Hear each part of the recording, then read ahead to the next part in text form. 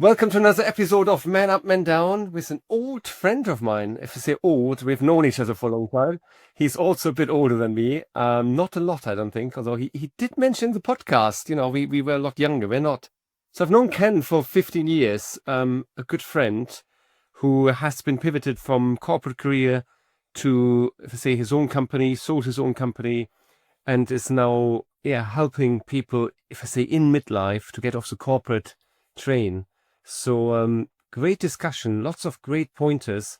I really enjoyed it. How about you, David? Oh man, well, I'm a big fan of Ken. I mean, as well as the listeners will hear me say, he's been a big supporter of the podcast from day one. He came along to our London event, and and I have to say, sort of some of his comments have kind of like certainly invigorated me at times, where you think, oh, are we banging our heads against a brick wall? Um, but yeah, and he's he's got so much great advice on, not just on, starting up your own business, but corporate life and life in general. So yeah, another great episode, which I'm Yeah, sure the listeners will enjoy. Well, and the exactly. viewers if you're on YouTube. Enjoy responsibly, as they say, right?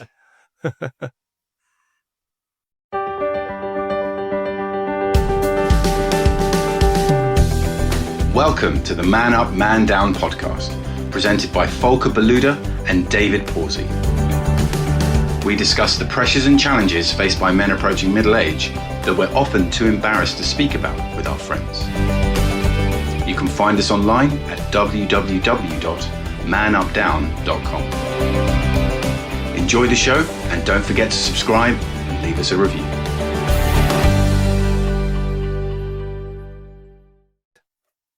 So another great episode in the making, I'd say. So we welcome Ken Valledy. So Ken, we've known each other for donkey's years, right? I think Loads. So long. DMDT, iMedia, Advisory Board, 2000 10 years ago, maybe 10, 11, No, it must be longer. longer. I- Yeah, I'd say at least 15, but anyway, maybe let's not. 15, maybe 15. And you're looking younger, Volker. Oh, thank you. It's because I have less hair now. There you go. But let me do the formal intro, Ken. So I'm really pleased to have you on the podcast. So the formal intro goes as you're a seasoned entrepreneur, keynote speaker, and author of the Startup Lexicon, which we can see, for those watching it on YouTube, we can see it in the background. And I have contributed to it as well, so at least to version 2. So definitely a must-read guide. I can confirm that for navigating the language of startups. So after a successful career in senior marketing roles, including as brand director at AB InBev, Ken co-founded his own business, Progressive Acceleration, specializing in forging meaningful global partnerships between cutting-edge startups and major corporations such as Mercedes, P&G, Kimberly-Clark, and Haleon. Progressive Acceleration was acquired by the Anthesix Group. Is that pronounced correctly? This is Yeah. group. I always get the difficult ones, David, Oh. right? In October 2023, and passionate advocate for professionals seeking to break free from the corporate world and embracing entrepreneurship, regularly sharing your insights as a keynote speaker with talks about the great escape. So, Ken, welcome to the podcast, and tell us Thank more you. about, if I say, your journey. I mean, I know lots about you, but fill the listeners in, and then we talk about the great escape. Yeah, I mean, I suppose my career to date has been in 3 chapters. The first chapter was your typical corporate career in marketing, branding, and as you say, I was at AB InBev and got to a reasonably senior level there. I then kind of went to the second chapter of my career, which was jumping the corporate train and starting my own business, initially on my own. In essence, connecting large corporations with with startups, sorry. And so I'd get briefs from the corporate world and I'd go and find startups for them to help them with said brief. I did that for a few years, formed a small agency with a good friend of mine, Matt, and we sold that a couple of years ago. And now I'm kind of into the third stage of my career. I don't know if this is the final one or there's a 4th or 5th coming, but the third stage is something I've always wanted to do, which is just help people, predominantly midlife people who are, in essence, in a really good corporate role, got everything they thought they wanted when they first graduated. It's all there. They've got the title, the package, the car, the shares, the bonuses, etc. but have kind of got to that point in life where they kind of feel, is this it? And they're not enjoying their corporate life as much as they used to. They're feeling very unfulfilled. And like I was 10 years ago in that boat, you're kind of surviving, you're managing up, and you're trying to avoid the chop. And the scary thing is that there's a load of people out there like that. I was like that myself. And my third stage or third chapter of my career now is trying to help these people one-on-one, help these people realize they have a choice. They don't have to sit on that corporate train until it slows down for retirement or redundancy. And that's the whole thing. And I use the analogy of a train that when you first graduate or you first start a corporate job, if you imagine the train stations of your age, you might start at station 18, you might start at station 21, and you look out the window every station and some people get off. But as you get older, as we all know, you don't look out the window anymore. You get used to sitting on the train. And then before you know it, you don't even worry about what's happening outside. You just get stuck on the inside. It's comfortable. You may not like the people you work with, but you know the shortcuts, you know where the coffee machine is, etc. And you stay on that train. And that's fine. There's nothing wrong with that. Some people have corporate lives are great, but not for everyone. And I think a lot of people at a certain age just think, I'd love to do something else. I'd love to be my own boss, but that isn't the done thing. And how do I start? And am I moaning about something when really I should just be grateful for what I've got? So the great escape is you can make the first few steps to get off that corporate train. And that's what I do through workshops.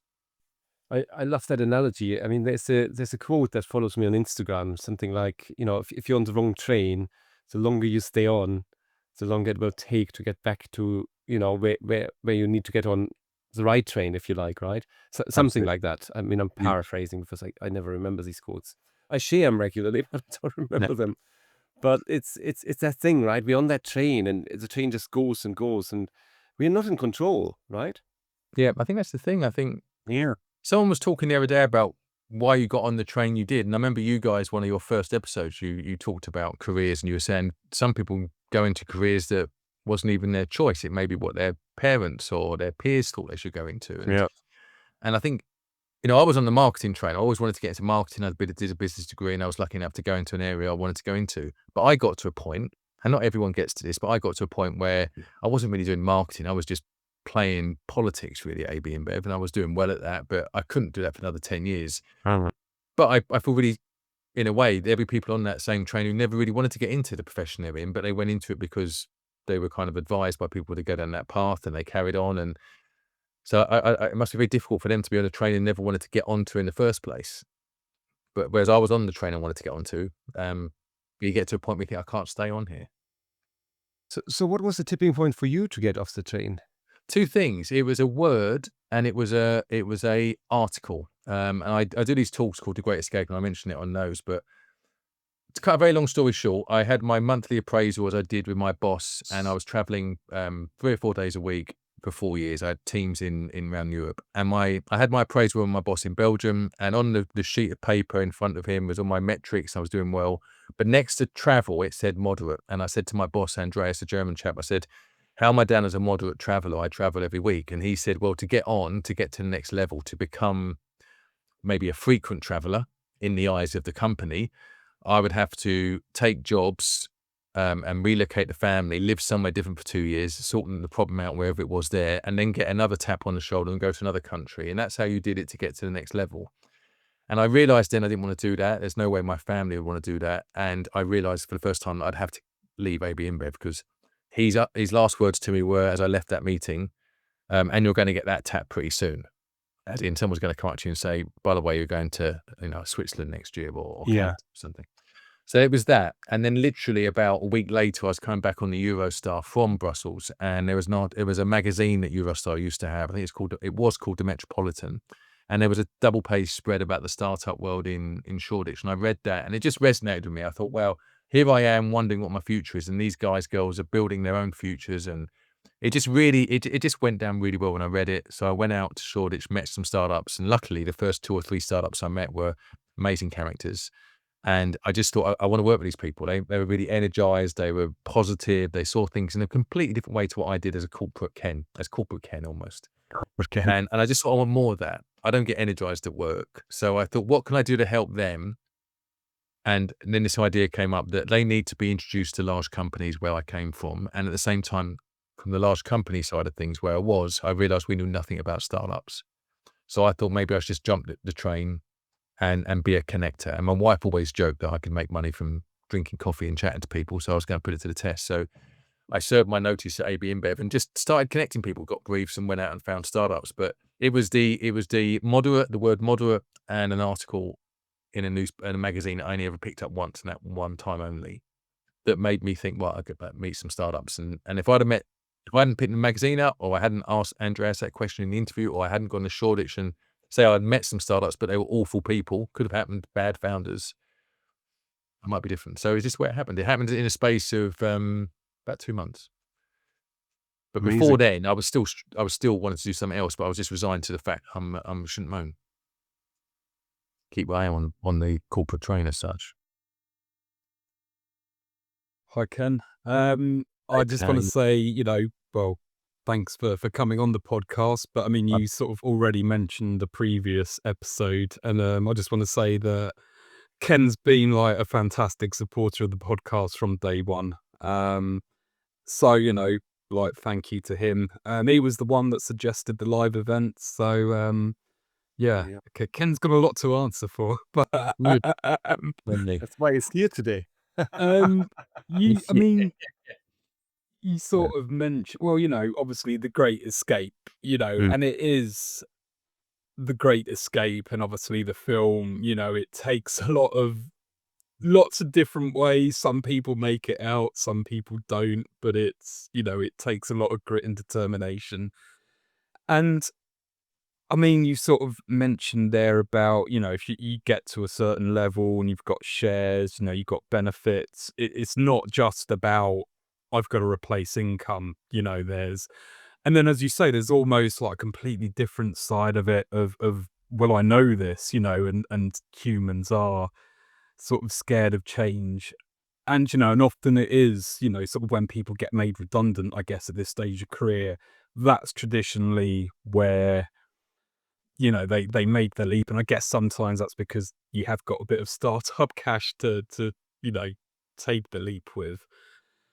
I mean, what is the first step? Whether you're kind of, choosing to jump yourself, are you getting off the train, or are you being pushed off the train because the train's been cancelled? What is the first step? Ironically, the first step, I don't recommend. First of all, it's not for everyone, and I must say I'm not anti-corporate here. Some people like the train, and I'm not trying to say you should get off. So a lot of people like their careers, and that's absolutely amazing. But if you have got a kernel of an idea and you think there must be something else, then I wouldn't condone you do what I did, to be honest, of just resigning and starting something from scratch, because that is high risk. If you've got, as you mentioned before, you may have, if I've got a mortgage to pay and things like that, you may not be able to afford to take that risk. So what I condone is you can start with like a side hustle. Now, most people, let's say now you were in a corporate job and you've always wanted to, let's say, get involved in retail and something. I don't know, start a pop-up shop, or you want to do something online, but you don't know where to start. Well, what I would say is, well, let's work out what it is you want to do, and let's see if we can set that up as a little side hustle, maybe online, a little online selling business, whatever it is you want to do. So I'm saying to people that at the moment, that idea is something that most likely comes up every New Year's Eve after a couple of drinks with your friends. When people say, what are you going to do this year? I've got to get out of my job, and I've got to do that idea of retail or be a consultant or whatever it is. And it just sits as a voice in the back of your head, pops up usually after a couple of drinks on New Year's Eve, generally. What I'm saying is give that idea some oxygen. Let's not say jump, but you can actually start to build up a side hustle with any idea and keep the day job. So I help people work out, really get their idea right. What's the problem you're solving? How are you going to solve it? What's different with how you're doing it? I help people with things like how to register a company if they need an accountant, all the basic stuff, and how to do a 5-page pitch deck. It's the basic stuff that doesn't mean they can launch today, but it gives them all, at the end of working with myself, depending on what their circumstances are, they have all the levers they can pull at whatever speed they want and still keep their job. So some people will start a side hustle, keep it going for 2 or 3 years, and they'll be happy as Larry. They'll say, I still want to keep my job, but I've now got half a day a week or the weekend or whatever, I can focus on my side hustle. And that might be all the release or the relief they need to carry on that train. Some people might build it and think, you know what, I've just realized now I really enjoy this. And if I give myself a year or 18 months to do this, I might be able to exit the full-time job and move over into that. or maybe say to their boss, I want to do 3 days a week and put 2 days into that, but it gives them something else to focus on. So I'm not condoning jumping completely, although if people want to, I can help them de-risk that. I think you can have your cake and eat it to a certain extent. I think you can actually start something as a side hustle, and you can build it, and you can build it at a speed that's right for you, and keeps you still okay with your current employers. And that's where I'm getting the traction. So I'm not for one moment saying it's a wonderful world out there, just leave your job tomorrow and everything will be fine. But what I am doing is giving you a choice and giving you options and levers that you can pull, and it'd be quite exciting for you to see where that goes. And also, like you guys, having been out the corporate world for some time, what I can say is whether there's ups and downs or whatever, I enjoy it a lot more than I did the corporate world. So even just doing a side hustle, you're much like be surprised about how much fulfillment you get from that, because it's your little baby you're building. So to answer your question, David, it's more of a side hustle I'm playing on. I'm not condoning take the jump and you're going to be amazing. Yeah. Don't, if you're listening, don't resign on the 2nd of January is what you're saying. No, and don't be don't go all in.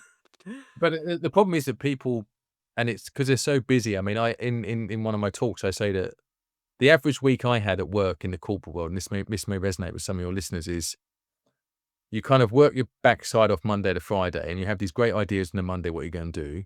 Not many people spring out of bed on the Monday, but even if you do, you think, I'm going to get this done, and you never really get it done, especially if you're reasonably senior. So you've got problems with the team to sort out, things happen, budget problems, emergencies, whatever. So you never end up getting done what you want to get done generally, and you just firefight, and you're really busy, and you're running around. And at the end of the week, it's like, thank God for that. I always found for me, Saturdays were the day I reset and convinced myself I shouldn't complain, things are fine. But like a Cinderella kind of thing, once midnight happened on a Saturday night and you drifted into Sunday, about 10 o'clock on a Sunday morning, I'd be 10, 20% thinking about the week ahead. I'm still there at the time when I was working with kids as they were, young children at the time, but I was drifting over to the week ahead in my mind. And by the time it got to 8 o'clock in the evening, I was laptop out, 90% thinking about the week ahead and 10% thinking about the here and now. And then again, you'll wake up on a Monday and you're losing a bit of energy, but you never get things done. It goes round and round. And unfortunately, that can go on for months, years. You don't realize it. And I think that's if people just get a little bit of oxygen and think, actually, I have got the week ahead to think about, and I've got a lot on, but I've also got this little side thing I'm doing. It might just give you a little bit of relief, and it might actually build into something bigger and quicker than you think. But if you don't do anything and you just go around in the circle all the time, you'll have the same problems forever, and you have the same conversation on New Year's Eve, dare I say. So I'll just ask one more question, and then I'll let you get back in, Volker. I'm just if I can just jump in for a second here, because I've seen a few of these conversations on LinkedIn recently of people saying, or kind of like, work for yourself, you get your weekends back, you're in control of your time. I don't think I've ever worked as much as I do now. So it's sometimes an illusion to think, you got your weekends back when you work for yourself. So I just want to clear that up briefly. Sorry, David. Yeah, I'm not too bad though. I would say for me personally, and everyone's different. I generally don't work much weekends. I mean, I will work I work generally, to be honest, on I'd say late Sunday afternoon. I usually sit down. I mean, I'm still thinking about work. I still look at our phone, but I don't disappear off somewhere to work. So I might on a Sunday think, well, I better get ready. But the difference is when I was in the corporate world, I'd be working on my laptop earlier. I'd be dreading what's coming up that week, and there'd be big calls to do, and that would stress you out. When you work for yourself, yeah, you always have a bad meeting coming up, but there's a lot more interesting things come up as well. So I've never ever had a week in the 11 years I've worked for myself where the whole week I dread it. There's always an event or an interesting meeting, a biz dev opportunity. There's always something to think that could be great. And I think the yardstick for me personally, was when I worked corporate side, Sunday was the start of the week really. But now Sunday for me is a part of the weekend. That's my own kind of acid test. But everyone's different. It depends what you want to do with your business. But I just think you can control it. I think when you work for someone else, yes, you can control it, but you are in a way, you technically being controlled by someone else. Because if you've got a boss who sends you emails over the weekend and all these things are flying about, you have to follow your reply, and all of a sudden you're working 7 days a week for flat. It's just I just don't want people to get the illusion that once you go self-employed, you get your weekends I back, think- because Oh, you work. I mean, I'll be very candid. I work long hours now, yeah, exactly, yeah. but my stress levels compared to when I worked at the corporate world is about 20%, 30% of the corporate world. Because you enjoy what you're doing. I think Yeah. that's a huge difference, right? It's That's not it, the yeah. amount of work, it's how you see work, because it's more a hobby Yes. almost. Yeah, and you do it because you can see the benefit of what you're doing.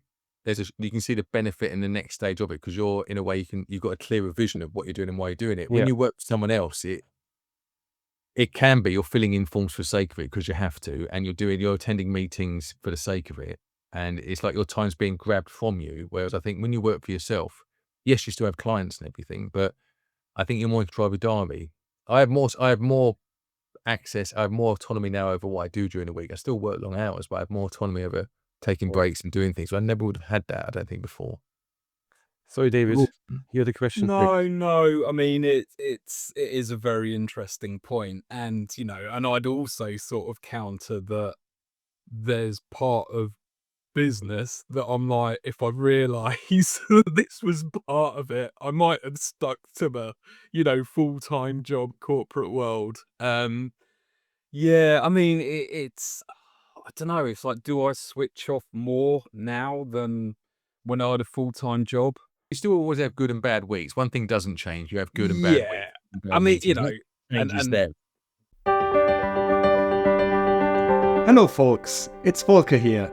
I hope you enjoy this week's episode. As you know, I coach executives, whether that is for leadership skills, or sales leadership skills, or working as a therapist too. There are few ways I can help you to get unstuck, improve your work-life balance, or become a better version of yourself. So you will be more productive and have more time for your family. Whatever it is, you can join my client list of people from General Electric, Pepsi, DHL, Boots, and many others. Book a free exploratory call via my website www.obnat.us. That's OBNAT.us. Now back to the show. I think someone said to me the other week, and it's so true, is one of the benefits of working for someone is you're guaranteed a pay packet at the end of each month. And that is amazing. And when we were acquired by Enthesis, fantastic company, it was weird, but it was really good to get a pay packet on a certain day each month.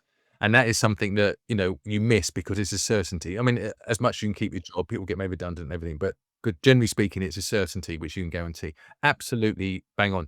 The flip side to that, which someone else brought up, not me, was when you work for someone else, you can work loads and loads of hours, and you can think about work for hours and hours. You could commit everything to that job, be it working and thinking about it, and you still get the same pay packet.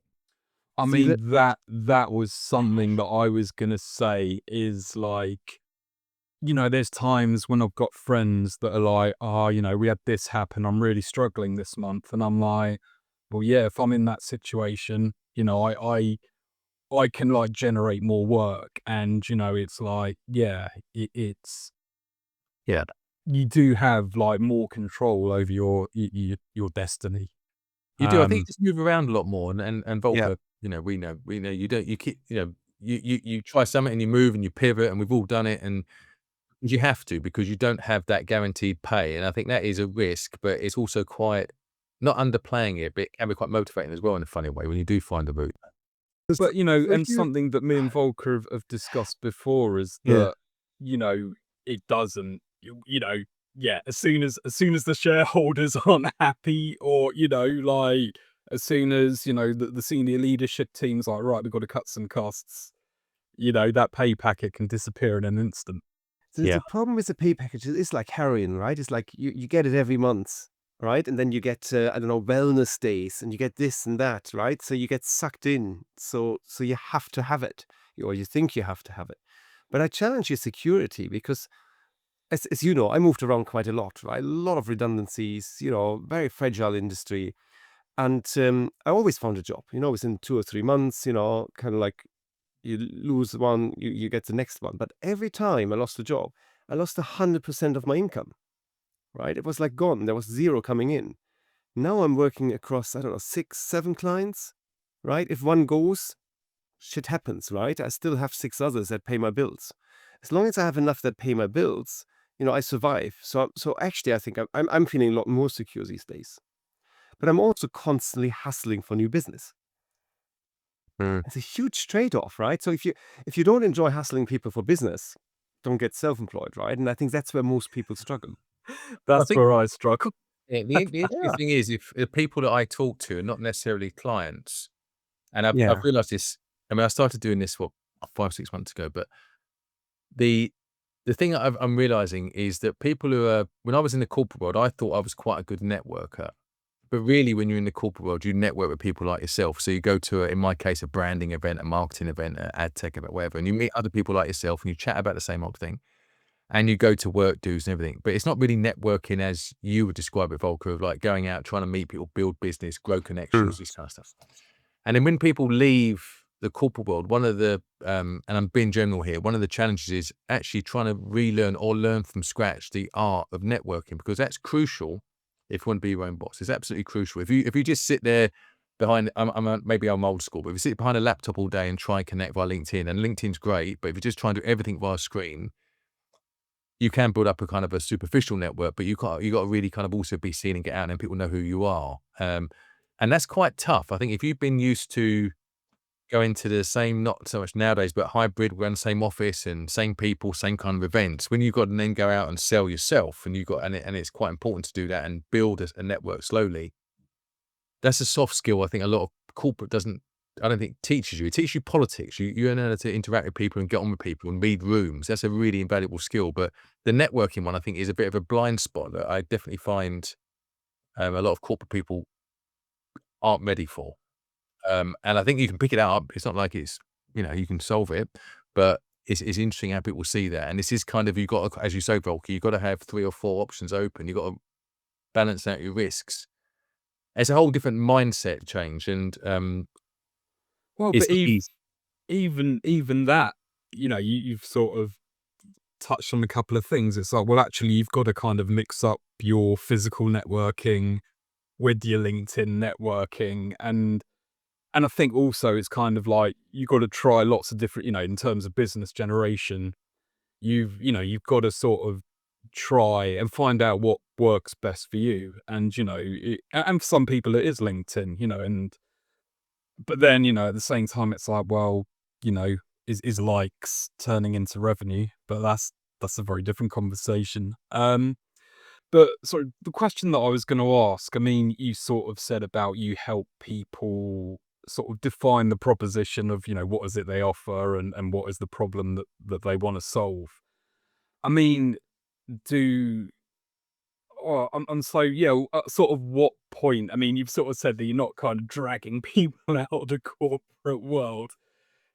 I mean, is it generally people are like, well, I've got this idea, or is it kind of like, I'd like to try something new, or I mean, sort of, and sort of e-commerce kind of, that became, and drop shipping. There was, you kind of get, you hear a lot about side hustles, and I guess there's almost a sort of slight distinction between something that you get into because it's a hobby.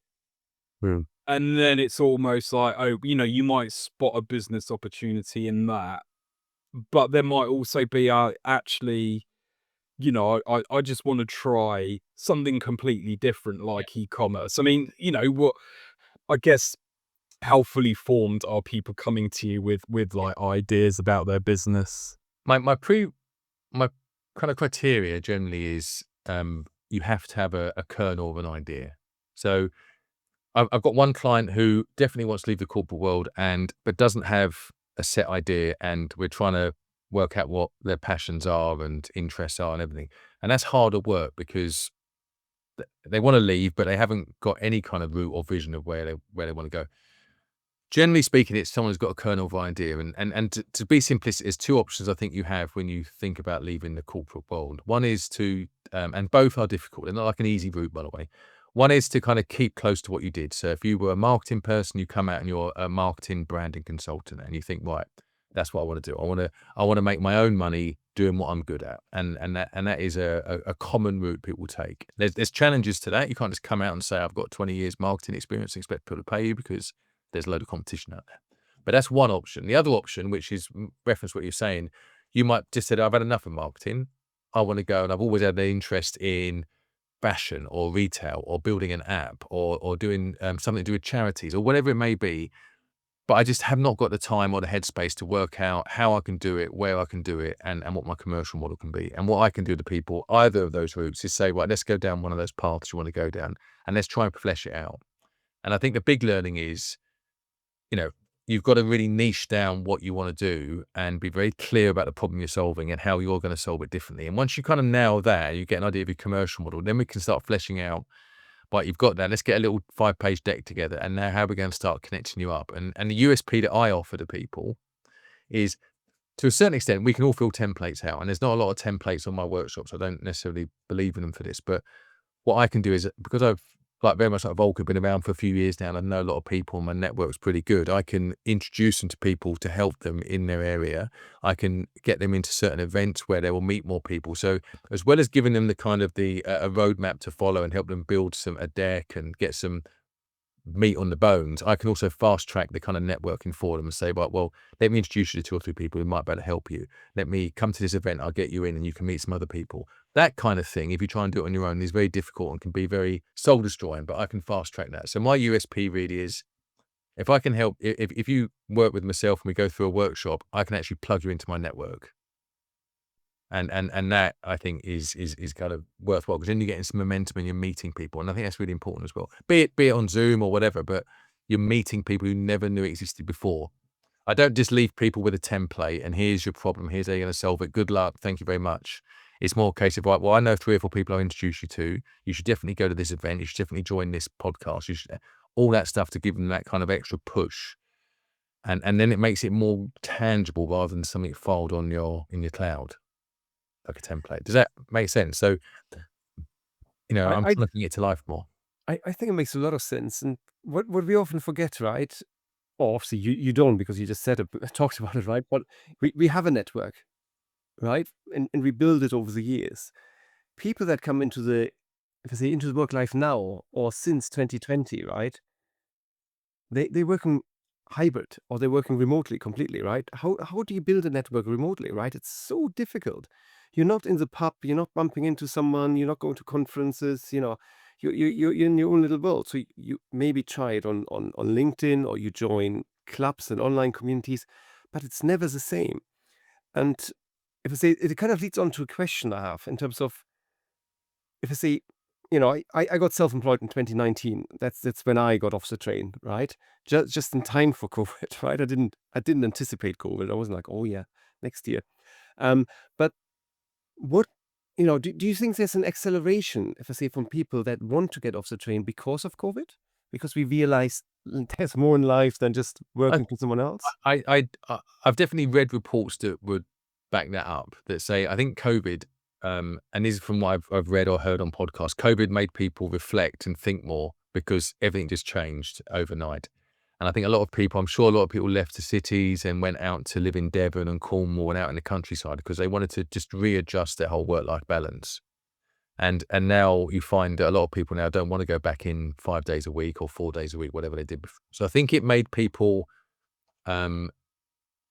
reassess their life and how work fitted into their life. And I think also it made people reassess just general stuff about the relationship they wanted with their job. Do they want to be in all the time? Do they not want to be in? I feel really, really sorry for people who were younger, who their first job was during COVID, because you're starting a job and you don't even meet physically anyone you're working with, and it's all done via, that must be very, very difficult. But I think COVID changed things. I think the technology was always there. And I think, my view, if COVID had never happened, I think we still might have ended up in a place in a few years' time where it's still hybrid, because technology enables you to do it. COVID just sped it up. So everyone was on Zoom.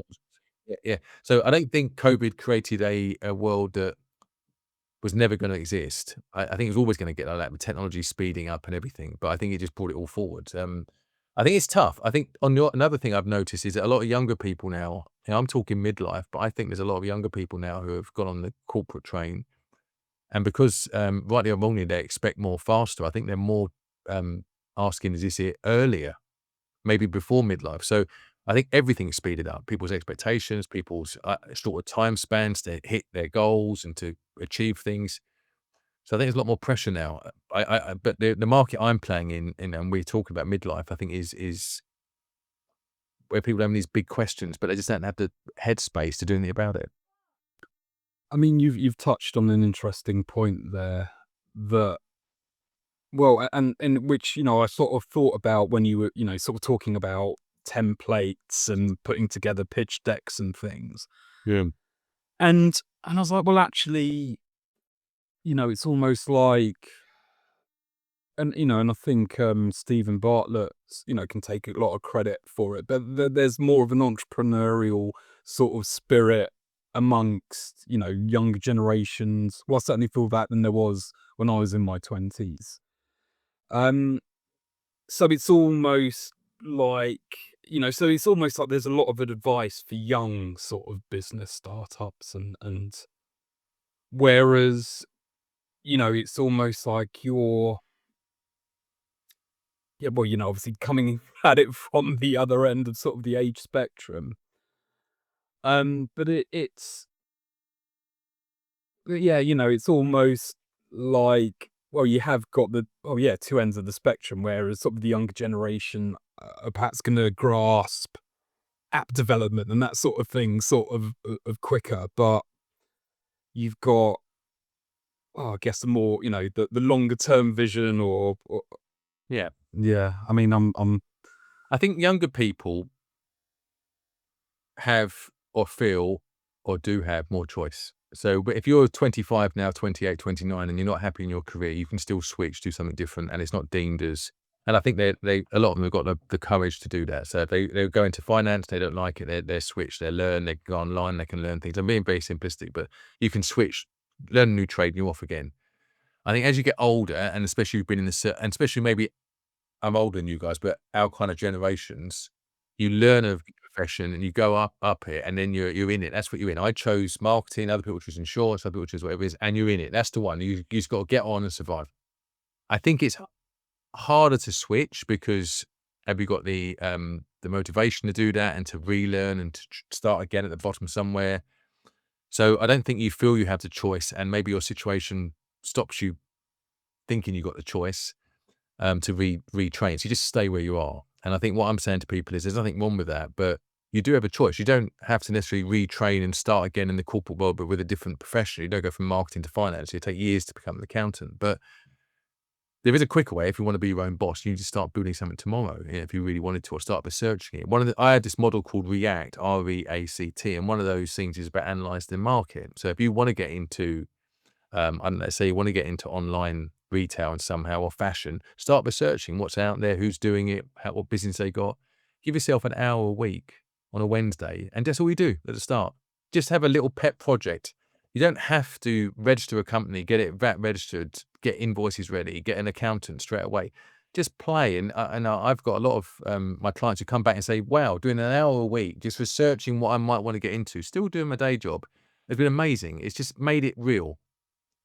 And so I don't think we have to, even though we're older, I don't think we have to go 100 miles an hour. I'm not catching up with anything. I think you actually can take your time over it. And 3 or 4 months of slowly building something, not making any money maybe, but slowly building something and putting time to it and doing your day job could be really refreshing, and it'd be time well spent. But people don't know how to, in a nice way, haven't got the time to know how to start 0 to 1, all this kind of thing. So I just help them say, well, let's flesh your idea out. Let's try and get you in front of some people. Let's try and, whatever it may be you need to give you those tools to play with at a speed that's right for you. So researching it is one thing. And I say, another one I recommend to people is you don't have to do it on your own. Is there someone you know, a friend or family, or who you could do it with? And why don't you go and have a chat with them? But the first thing I say to everyone is, if it's still a voice in your head, go and talk to someone. Go and talk to a friend and say, I've got this idea about starting my business, and talk to them over, not 1 second, like, this is why I want to do it. And, that for me, when I did that 10 years ago, I found an amazing step forward because I could hear myself saying, I've got an idea to start my business. And I found that was a game changer. So stop it just being a voice in your head that comes out at a certain time of the year. I would actually talk to people and they might say, oh, that's interesting. And you think, oh, maybe it is. And all of a sudden you've got a little bit of momentum, do a little bit of research. All of a sudden this idea that kept cropping up every now and then is now becoming real, and you're starting to look out for things. And I've always said, if you start looking out for things, you'll see things, you'll see opportunities, you'll see other things that, if you want to buy a red car, you'll see red cars everywhere. If you want to start a business in X, all of a sudden you will see opportunities in that area that you never saw before. So you just got to open your eyes a bit more in a nice way. But you just got to give yourself time. So I'm saying small steps, but those small steps make a big difference. Yeah. So I'm always looking a little bit at the time. So Yeah. before we run out of time, Yes. I need to ask you about the startup lexicon. What's your most favorite word in it? Well, it's a book that Volker has contributed to. The Startup Lexicon, and for people who don't know, was a book that Amy and I wrote. It's on the second edition, and it's all the words that startups and accelerators and investors use. But the favorite word is, and it's one of Eamon's words that I never knew existed. So Eamon and I would go away and pull these words together and join every week with what we got. And Eamon discovered a word called enshittification. I don't know if you've heard of that. I haven't. No. No, I'd never heard of it, and it's the nearest we've got to a swear word in the book. And enshittification, in essence, and by the book, if you want to get the full definition, but the way I see it is, as an experience goes on with a piece of tech, say, the service gets worse, and that's called enshittification. So if you think now of something like Netflix or YouTube or things like that. When you first got it, it was amazing. God, this is incredible. The content's great. And over time, the content maybe dips a bit. All of a sudden, you've now got adverts coming in, and you could argue the experience is declining. So initially, it's amazing, but over time, bits come into it, and the overall service experience declines. And the term for that a lot of people use is enshittification.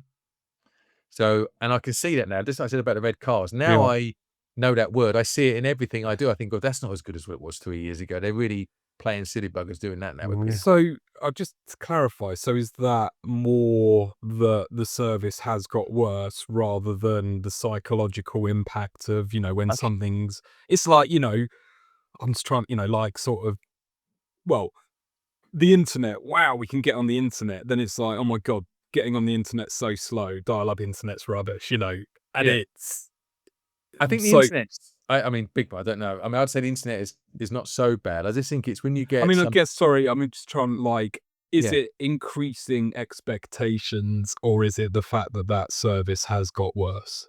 I think it's more that, in the case of Netflix, obviously they need more revenue. So they're starting now to play ads through the films.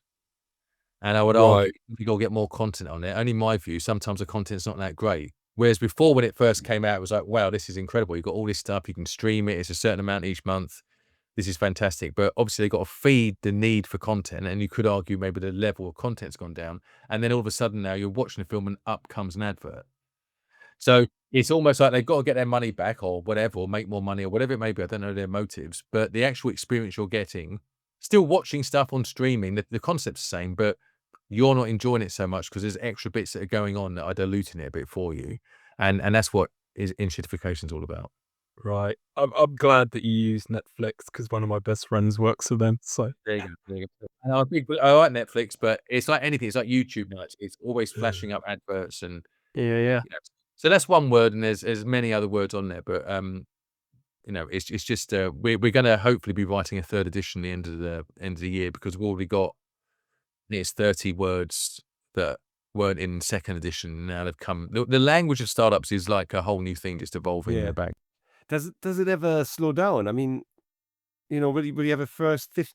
I always wonder, right, with books, why don't we just digitalize them all, right? And then we do have a Kindle version, and our publisher did get in touch the other day and say, would you do an audio version? And I thought, you should. I thought an audio version might be quite, even though it's my book, I think you'd fall asleep if you listen to someone say A, accelerator definition, and A/B testing definition. Yeah. I think they're thinking you could actually just verbalize what does that mean, and it comes up and tells you back what the language, what the actual definition is. So maybe it's an interactive way. So I think that's what it means. So yeah, you're right. I mean, we've got a Kindle version. You can get a digital version, but I suppose at the moment most of our sales are still going through on the physical version. Right. But that will obviously, I'm sure that will move over to more digital. It's just when we update books, it's always so difficult. I mean, I remember, and I'm sure both of you will remember, right? When we had a lexicon at home, right? Like a proper lexicon, A to Z, right? And every year we bought a new version, or every 2 or 3 years we bought a new version. It went from 20 books to 24 books to 26 books, right? Well, I think like the encyclopedia, I think the problem was that Yeah. encyclopedia covered everything Exactly. and it Yeah. just couldn't keep up. Whereas what we try to do is be very niche and just Yeah. cover the language that startups and investors use. So it doesn't grow by the hundreds and hundreds and hundreds every 6 months, but it's still, I would argue whether it ends up being digital, but I will go every week. I'll be in a meeting and someone will say something. I think, I don't know what that means. I write it down and say, well, when we do the new version, we have to include that. Especially with AI at the moment, there's loads of new terminology. I mean, I was going to say, it's like the startup lexicon, then it's going to be the AI lexicon, or you could end up with lots of little subdivisions. I don't end up being a lexicon. Author. Lexicon of lexicons. The lexicon of lexicons, but again, though, it's just, and I think this is going back to what we were saying earlier about running your own business. That would never have come up in a corporate world. If you were, I would argue, if you're now, I know you can go online somewhere and see glossary of terms on the back of websites, but if you were in a corporate business now where there was language flying around everywhere, no one would say we should write a book to help people. We haven't got time for that. But with Eamon, I had this idea to write this book, and we just did it. And I've done my own podcast in the past, and nowadays, if you've got the time and you work for yourself, you can just do it. And I think that's the advantage as well. But when you work for a large corporation, you say, let's do a podcast, and you must have to go through about 10 meetings to get it all signed off. And by the time you get it signed off, the budget might have gone. And I think that's part of the joy of the lexicon came about because it was an idea. I managed to convince a publisher, and we're doing it. So you can, go back to what I was saying, I never thought I'd write a book when I jumped off the corporate train, but anything's possible. If I can write a book, anyone can write a book. Seriously. Everyone's got a book in them, as they say. But yeah, so the lexicon's been good fun. It's not, you never make money writing books unless someone makes a film out of it. And I can't see the startup lexicon being a blockbuster. But it's really good to do. It keeps you busy. And in the case of our ones, it's always going to be renewed if we've got the motivation to do it, which at the moment we have. Wait for the Men Up, Men Down book. That's going to be a blockbuster. Well, there you go. That could be it. You could do, stories of all the people we've interviewed. Yeah. Hold that thought, Ken. Hold that thought. Yeah. Anyway, unfortunately, we are going to have to wrap it up. So if people want to get in touch with you because they have got an idea for a startup, how do they find you, Ken? Yeah, well, if anyone, by all means, just reach out on LinkedIn. Just connect up with me in LinkedIn and just drop me a note and say, have you got 20 minutes to have a chat, half an hour to have a chat about an idea? I do those regularly. I'm more than happy to give you my view and maybe help you make those first few steps and keeping to the train analogy, help you to get out of that seat and start to move towards that door, but at a pace that's right for you. So yeah, just reach out on LinkedIn, and that'd be the best way. Brilliant. Well, thanks very much, Ken. Yeah, thank you, Ken. It was a pleasure to have you on the podcast. No, thank you. My pleasure. Thank you. Thanks for listening to this week's episode. Feel free to reach out to Volker or David via our website, www.manupdown.com or podcast@manupdown.com, with any feedback or to let us know what topics you'd like us to cover in the future. Hear you again soon.